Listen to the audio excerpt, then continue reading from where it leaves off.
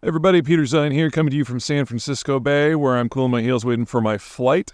I've been here for the last several days, and as you might guess, I get a few more environmentally themed questions in California than I do other places. The one that I got that I found most interesting, however, came from a series of economists in Europe who were talking about how the solution to the climate crisis ultimately may well be that we just need to use less. The idea is if we're using X amount of energy and that's too much, and solar and wind and the rest are just not ready for prime time, then perhaps, they didn't stake their reputations on this, and then perhaps the only way to go is to go down. Maybe, here's the thing.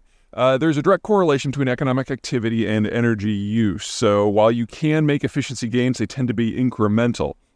And we have made a lot of those over the last 30 years. Things like ovens and dishwashers and refrigerators use about half the energy that they did back in the 90s. But that's a relatively small fry. The real issue has to do with location. If you're living in a place where climate control is required for daily life, it's really hard to use less. So let me kind of give you an example here that puts some numbers behind this. If you go back to World War II, the populations of Iowa, Minnesota, and Florida were all between 2 and 3 million. But if you fast forward to today, Florida has over 21 million, Minnesota has about 6, and Iowa's still below 3.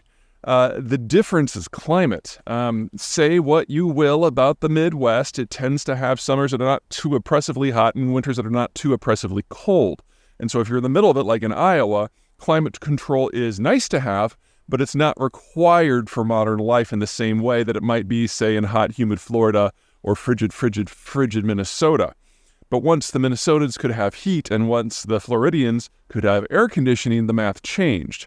Well, that means that living in these places generates a lot of energy demand in order to get the concentrations of populations and the economic activity we have now. So to those economists, I could say this, yes, we could all use less, but that would mean that we all have to move to Iowa.